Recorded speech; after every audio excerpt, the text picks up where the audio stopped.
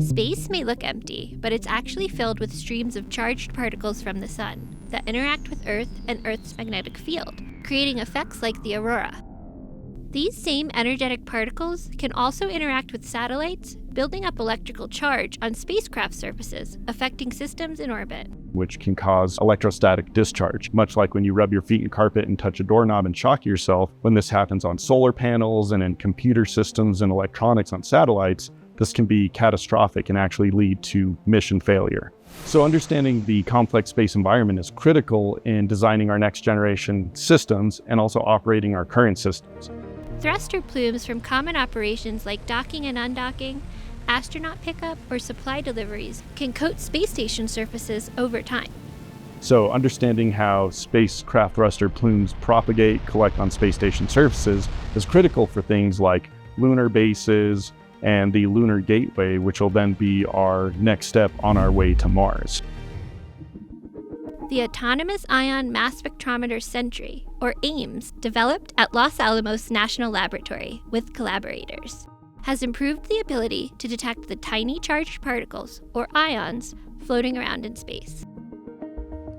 AIMSS is capable of measuring the density and temperature of the plasma and also the spacecraft potential. AIMSS can differentiate between atomic nitrogen and oxygen, an important distinction for plasma modeling. This is the electrostatic analyzer front end, or the ESA. We're able to change the actual performance parameters of the ESA with just an electric signal, which typically requires an entire redesign.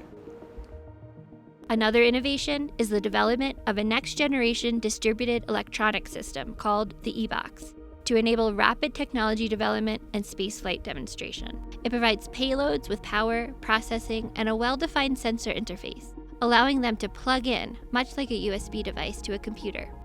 For the AIMSS subsystem, this includes a main payload processor. It has a low voltage power monitoring system, and then 2 high voltage power supplies. This flexible architecture can be adapted to any host vehicle sizing, from as small as CubeSats to as large as the International Space Station. The team has to deal with a huge amount of data, which created a challenge. So they built a statistical model that can handle huge data sets, deal with changing noise levels, estimate uncertainty, and still run quickly and efficiently. We mixed a few methods together and made a scalable heteroscedastic Gaussian process, which helps us both do uncertainty quantification and be able to identify the true signal. Having usable data right away is important. It gives more time for scientific discovery, it helps be ready to start investigations, and make the most of the data as soon as it arrives. AIMSS has already made its way to the Johnson Space Center in Houston and was successfully launched to the ISS on May 15, 2026. So AIMSS is built not just for Earth's ionosphere, it's built to study any planetary atmospheres. In addition to that, this is ideal for next generation space stations, whether this is the Lunar Gateway or upcoming Mars missions. AIMSS, the instrument shaping a more secure space environment.